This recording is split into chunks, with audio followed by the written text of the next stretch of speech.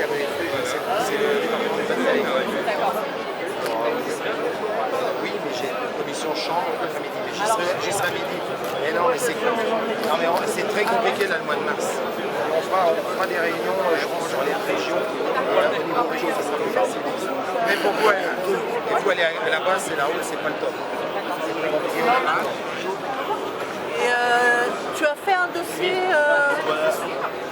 tu me le donnes, enfin où tu le donnes à Olivier, c'est lui. Et l'action qu'on va mener avec Vivant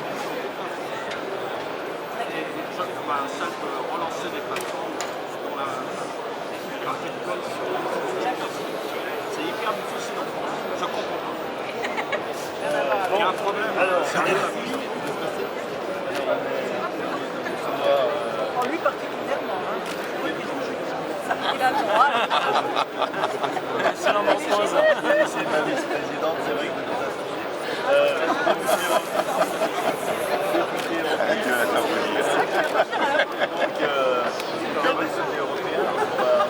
Après, tu l'avais commencé avec sur ma carte. on interpelle. Si jamais tu as des sujets, des thèmes pour travailler. La décision de Trump, tout le monde s'attendait, donc on va expliquer avec lui, donc les droits de douane vont s'appliquer, l'Ukraine, et face à ça, une Europe qui ne réagit pas. Comment on va faire? Vous, la souveraineté alimentaire, je pense que vous connaissez, c'est la coordination. Vous avez Donc la tout question, progrès, vous avez c'est tout la progrès. base de la décision de Trump c'est ça peut faire pour la. Alors aujourd'hui, quand il dit 25% de taxes sur l'Union européenne, on est dans un ensemble, en réalité ça veut rien dire. C'est un droit de douane moyen. On ne sait pas si ça veut dire je vais taxer tel secteur ou tel. Un droit de douane moyen, ça ne veut pas dire grand-chose. Moi, ce que je pense, en tout cas si j'étais l'administration américaine, ce que je me dirais, et je sais que c'est la méthode avec laquelle Trump réfléchit et beaucoup des équipes que je connais travaillent sur le sujet et m'ont raconté comment il faisait. Avant de voir un chef d'État, Trump ce qu'il fait, ou avant d'avoir un chef d'État au téléphone, il imprime la balance commerciale qu'il a avec ce pays et il regarde ligne par ligne sur quoi il est déficitaire et sur quoi il est excédentaire. Alors pour vous donner un scoop, la France, on est déjà déficitaire de 20%. C'est-à-dire qu'on n'est pas la vraie menace pour les États-Unis. 20% de déficit dans une balance commerciale, c'est pas le pays qui lui fait peur. En revanche, si on prend l'Allemagne, toute production, forcément, si vous regardez les spiritueux, on importe beaucoup et on exporte beaucoup. Donc à la fin, ça s'équilibre globalement. Ensuite, si vous prenez les autres pays d'Europe et que vous essayez de comprendre quelle est la politique de Trump, en réalité, c'est une industrie automobile. Il importe énormément de voitures allemandes et il considère que c'est trop. Et donc, à mon avis, mais je suis pas dedans, c'est sur l'industrie allemande qui va dire qu'il faut augmenter les droits de douane. Ensuite, je n'ai pas du tout envie de prédire en disant c'est sûr qu'il n'y aura rien sur l'agriculture, rassurer, etc. Je sais pas. Je considère que ce serait irrationnel. Ce serait irrationnel parce que si on prend juste le secteur des spiritueux, quel est le premier marché d'exportation des États-Unis? L'Union européenne. Donc s'ils commencent à mettre des droits de douane sur ces secteurs-là, on a des marges de manœuvre énormes et on serait fou de ne pas les utiliser. En gros, comment font tous les pays dans le monde? Quand quelqu'un augmente ses droits de douane sur un produit, l'autre pays répond en disant moi j'augmente mes droits de douane sur ce produit.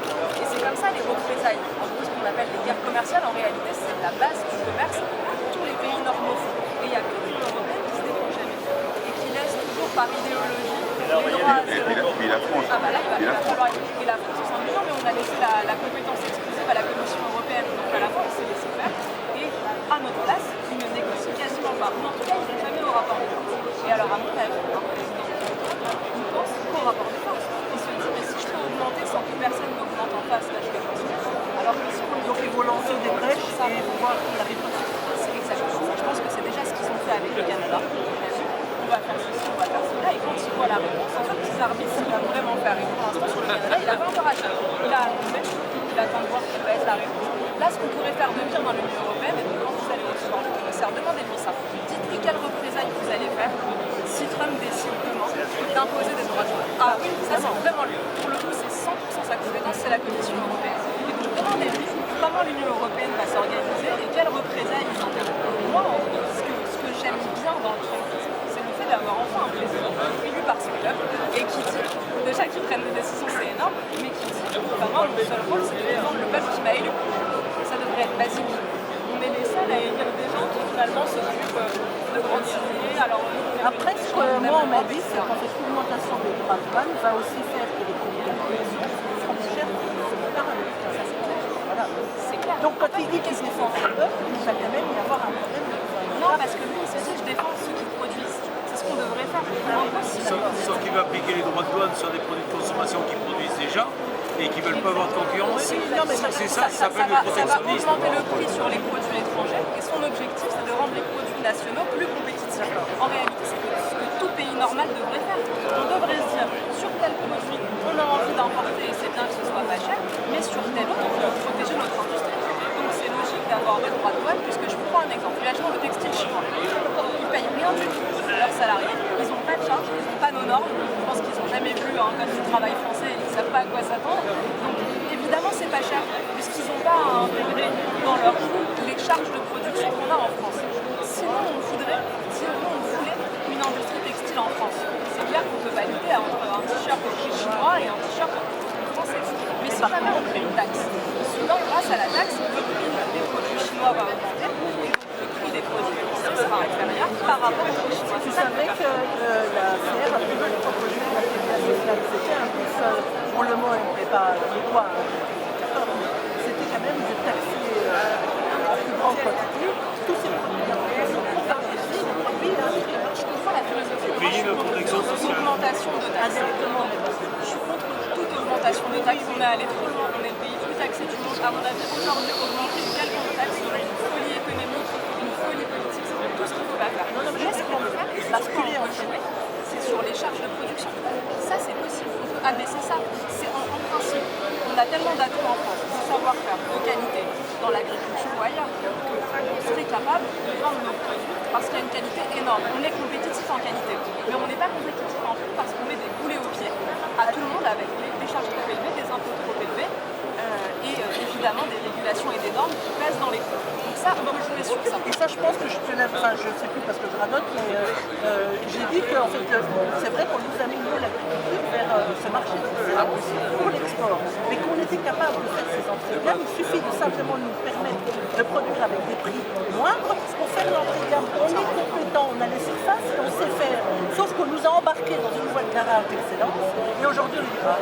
Mais merci. Vous êtes très bon, vous êtes excellent, mais vous êtes trop cher. Par contre, ça rend d'accord. C'est pour ça que on peut jouer sur le Dernière question. pour devenir compétitif. Est-ce que vous ne pensez pas qu'on est quand même à un point de bascule par rapport à ces choses? Si, et je pense que là, Trump va ouvrir les yeux de beaucoup de monde parce que les États-Unis, qui sont pas un pays communiste, qui deviennent soudain protectionnistes pour protéger leurs produits, ça révèle. 2 minutes, on est là. Parce que les États-Unis, qui sont un grand pays libéral et qui redeviennent protectionnistes pour protéger leur marché, à mon avis, ça va ouvrir les yeux de beaucoup. Et l'exception agriculturelle, je crois qu'on peut continuer à se prendre. Moi, je pense que c'est adorable.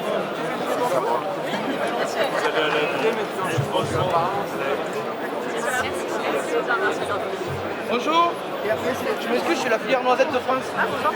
Et on est sur les sous-transpositions à fond. On a vraiment des problèmes de production. Voilà, et de non, mais pas moi.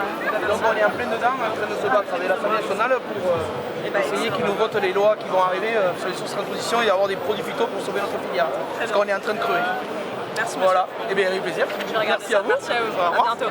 Et bien, bon courage. Hein. Oui, oui. Merci. Vous en avez besoin. J'en ai pas que s'il vous plaît. Qu'est-ce que vous apprenez aujourd'hui avec votre contact de nombreux agriculteurs que vous ne connaissiez pas? Est-ce qu'il y a des choses qui vous paraissent plus prégnantes que d'autres sur les problématiques de l'agriculture? Moi, ce qui me frappe le plus, c'est à quel point on a des filières excellentes. C'est-à-dire qu'on sait qu'aujourd'hui, on met des bâtons dans les roues à nos agriculteurs, par 1000 manières, c'est-à-dire en leur imposant les normes les plus élevées du monde, les impôts les plus élevés du monde, les charges les plus élevées du monde, et en plus en ayant les marchés les plus ouverts du monde. Donc on leur inflige la double peine. Et ce qui me frappe en étant ici, c'est de voir à quel point, malgré ces handicaps, malgré ces boulets, ils arrivent à garder des filières qui sont vraiment admirables et excellentes. Donc pour moi, ce sont des héros, et je pense que chaque Français qui vient ici, et il y en a de tous les âges, ça fait plaisir à voir, de voir à quel point le salon est plein, à quel point c'est bondé, chaque Français qui vient ici ne peut être que frappé et qu'admirer finalement les producteurs français aujourd'hui. Qu'est-ce qui fait l'agriculture parle des problèmes de la surtransposition? Oui. Les normes ne sont pas équitables sur le territoire européen. Pourquoi l'Europe n'arrive pas à régler cette problématique qui est prégnante dans le monde agricole depuis des années? tous les agriculteurs nous en parlent cette année. Comme vous l'indiquez, c'est pas un sujet européen, c'est un sujet typiquement français. Parce que la surtransposition, ça veut dire qu'il y a des textes qui sont décidés à Bruxelles et que quand ils arrivent en France, au lieu de ne faire que les appliquer, ou alors comme d'autres pays, par exemple l'Italie, qui va demander des délais, qui va dire on ne peut pas l'appliquer en 2026, on vous demande une exception, on l'appliquera qu'en 2029. Nous, au lieu de faire ça, on va plus loin que ce que les textes demandent.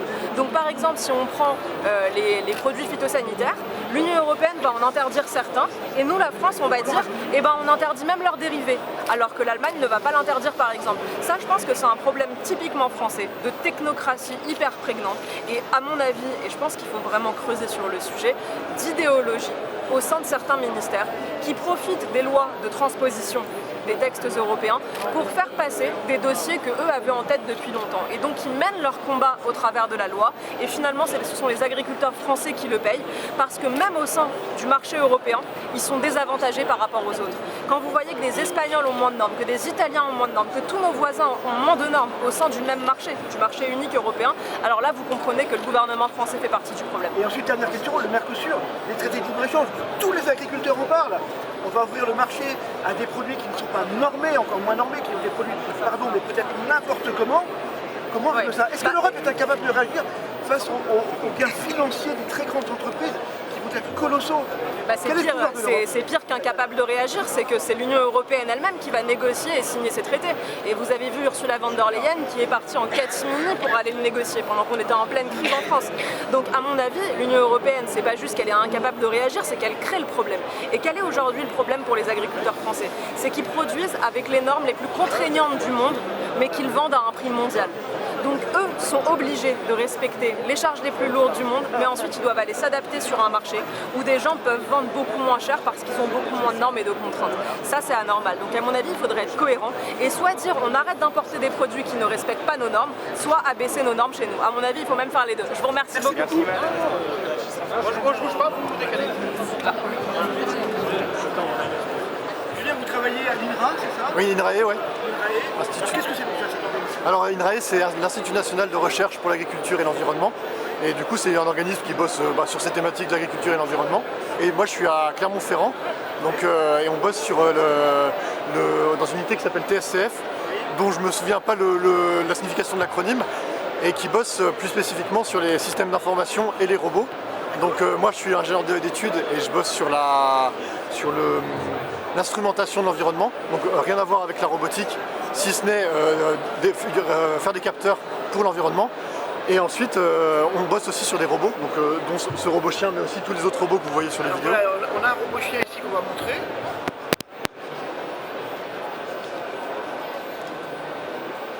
Voilà, donc qui est fonctionnel visiblement.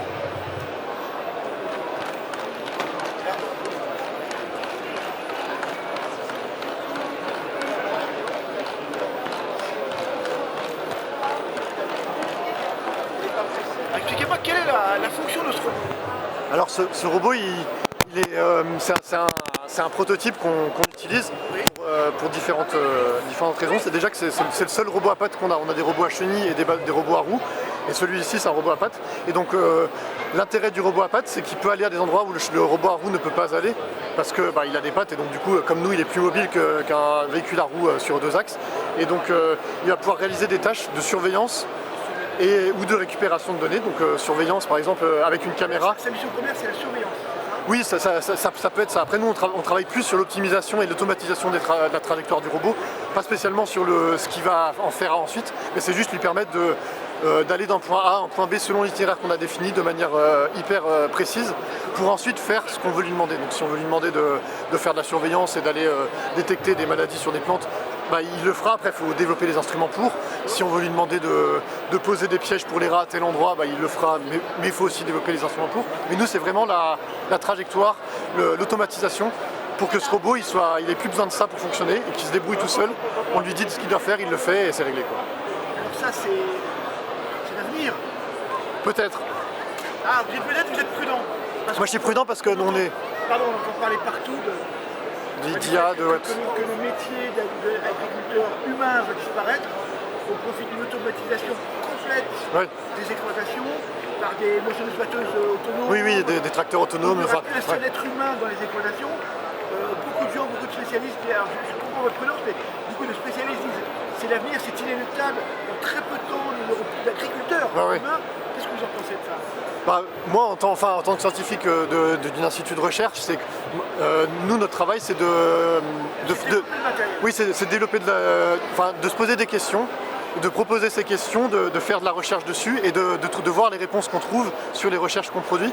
Et ensuite, bah, on verra comment la société et prend en main ce qu'on produit, parce que si ça se trouve, ça n'a aucun avenir. Mais c'est par la recherche qu'on saura si ça a de l'avenir ou pas.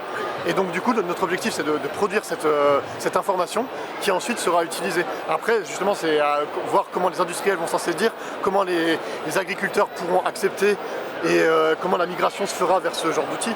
Donc moi, je suis prudent parce que je suis prudent, mais il y a beaucoup de publications quand même. C'est un sujet que je maîtrise assez bien. Il y a beaucoup de publications scientifiques qui disent en fait, on y est. On y est. Il y a une ferme autonome qui a été montée, je crois, en France il y a quelques mois, en termes de démonstration. On a des robots également qui sont utilisés par Amazon pour réduire le nombre d'humains dans les usines. Oui, il y a plein de choses qui s'automatisent de plus en plus. Est-ce que l'enjeu aujourd'hui, c'est justement ce déplacement par, je sais pas comment on appelle, des pattes, des pieds, ou supprimer les roues maintenant, ce qui va permettre des déplacements beaucoup plus complexes? Ah non, pour moi, l'ensemble est complémentaire. C'est que le jour où on a des robots qui remplacent les tâches humaines, il faudra quand même des humains pour gérer les robots, en partie. Et en plus, lui, il va faire plus de la surveillance par l'image, par des capteurs ou des choses comme ça, alors que les robots à roues ou à chenilles, ils vont plus faire des tâches lourdes qu'un robot à pattes ne peut pas faire, parce qu'il n'a pas la même stabilité, des choses comme ça. C'est vraiment des outils qui sont complémentaires et qui vont pas... Pour moi, ils ne jouent pas en concurrence, ils sont plus complémentaires pour justement aller dans ce sens de migration. Quoi. Et il y a des gens, on peut parler d'eux comme Elon Musk et Bill Gates, qui disent demain, les robots entretiendront les robots. Et donc on va éliminer la notion humaine, et je reviens à ça, de l'équation. Et si on les écoute et qu'on les croit, c'est subjectif, c'est imminent, voilà, les recherches vont très vite. Est-ce que vous constatez que la progression des IA vous fait travailler beaucoup plus vite qu'avant? Est-ce que vous constatez cette chose-là ou pas? Moi, en tant qu'humain non scientifique, j'ai peur de l'IA, donc du coup je ne l'utilise pas. Oui. C'est très intéressant. Donc du coup je l'utilise pas, et du coup j'accepte de prendre plus de temps pour faire ce que je fais. Juste ça. Après, je pense que de manière générale, je suis assez efficace dans mon boulot, donc ça se compense un peu, mais c'est... Par principe, je suis assez contre l'IA parce que j'aime bien l'idée de réfléchir par moi-même, et du coup, ce qui vous fait peur, c'est le fait que l'intelligence, entre guillemets, soit totalement décentrée. Oui, et puis prenne notre place en partie, quoi. Enfin, je trouve que, en même temps, les métiers de la recherche, c'est aussi générer de la connaissance. Et si c'est les robots ou l'IA qui génèrent de la connaissance, nous, pour moi, on ne sert plus à rien. Donc je préfère continuer à servir à quelque chose et à comprendre des choses. Enfin, c'est par l'apprentissage que je m'enrichis, donc du coup, c'est... Vous avez en même temps des personnalités connues comme le docteur Alexandre qui dit aujourd'hui les IA dans le monde de la médecine nous dépassent nos médecins totalement. Totalement. Le docteur Alexandre qui a quand même des dizaines d'années de métier dit moi je suis battu sur tous les plans par les IA. Donc après, je connais pas du tout, mais je pense que je dois me voiler la face un peu. Mais du coup, ça me permet de me sentir un peu en sécurité et de considérer que c'est pas grave d'aller lentement. Pour moi, il y a plein de choses qu'on fait mal parce qu'on va trop vite. Et je pense que l'IA peut contribuer à ça, le fait de faire mal parce qu'on va trop vite. Donc je me dis, autant ralentir ou aller à une vitesse normale qui est celle de nos cerveaux. Et puis voilà, quoi. D'accord. Donc cette machine, est-ce qu'elle a un nom? Non, mais si vous voulez, vous avez un carnet où vous pouvez noter des idées de noms. Et vous pouvez être décidé après le salon de l'agriculture. Potentiellement, ouais. Il s'est appelé Pitou pour le salon de l'élevage l'année dernière, mais ça n'a pas fait l'unanimité, donc il faut le renommer, quoi. Donc c'est une machine qui pèse combien? Il pèse 40 kg, il peut porter 20 kg, et là il a 10 kg dessus. Il a une autonomie d'1h30 à peu près, et il peut aller, je crois, jusqu'à une 10-15 km/h. Et là, dans les configurations actuelles, il peut aller à 4-5 km/h. Et là, on en est vraiment au début du développement de ce type de machine. Oui, c'est complètement. C'est vraiment un outil qu'on apprend à maîtriser, qu'on apprend à automatiser, pour ensuite potentiellement aller vers des tâches agricoles. Mais là, c'est vraiment on commence, quoi, sur ce outil. Après, on en a d'autres derrière qui sont beaucoup plus développés, quoi. D'accord. Et d'un côté, je crois qu'Amine va arriver dans quelques instants, la ministre de l'Éducation pour les voir. Sans doute. Et voilà, on va revoir. Alors ce Pitou alors pour l'instant. C'est quoi? C'est un chien. Le chien bouge. Vache, il est incroyable. Il va t'attaquer dans le...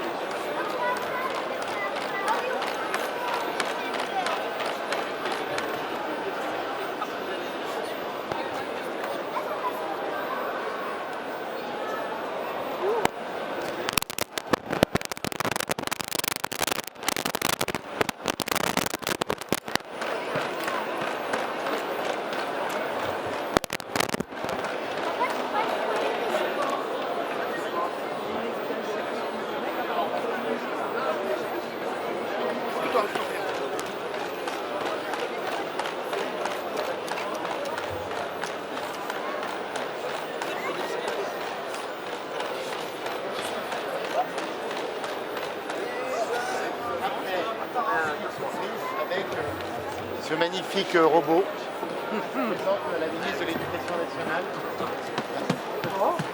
Alors, qu'est-ce qu'on fait avec ce robot? Ça.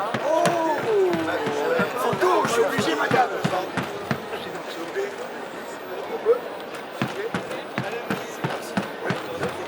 Voilà, donc. Ah oui, petit selfie. Non, j'ai un bonnet quand même. Il faut enlever quand même le bonnet. Un petit mot. Pas mal, mais ravi de vous effectivement. Bonsoir. Merci. On va revenir.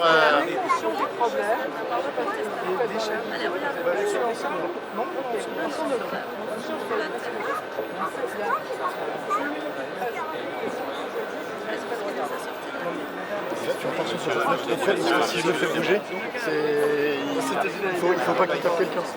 Alors, le robot, viens par ici. Donc, pour qu'on puisse l'expliquer. Alors, attention, parce que le. Voilà, alors, quelques mots sur le robot. Voilà, donc, l'explication de ce robot, c'est qu'il est intéressant. Pourquoi? Parce qu'il est très agile, il n'est pas trop lourd. Il peut aller sur plein de terrains différents. Oui, exactement. Et donc, qu'est-ce qu'on fait dans l'Allier à Montauldre pour perfectionner ce robot et le tester dans différentes configurations? Alors, du coup, on développe ce robot et plein d'autres robots. Et nous, ce qu'on cherche à faire, c'est à automatiser leur démarche, parce que là je le pilote comme ça. Et l'objectif, c'est qu'il soit totalement autonome. Vous voulez lui faire faire quoi? Alors celui-là, particulièrement, les autres ils peuvent faire plein de choses, mais celui-là, l'intérêt c'est qu'il a à pattes et il est beaucoup plus mobile qu'un robot à chenille ou à roue, parce que les robots à chenille, ils sont selon deux axes, et celui-là, comme nous, il peut se retourner, il peut aller à gauche, à droite, il peut faire un peu ce qu'il veut. Et donc c'est de pouvoir aller faire de la supervision notamment. Donc avec une caméra, aller détecter des maladies sur des plantes ou des choses comme ça, ou récupérer des données si on place des capteurs à droite à gauche dans une parcelle, aller récupérer les données de ces capteurs par Wi-Fi ou d'autres technologies.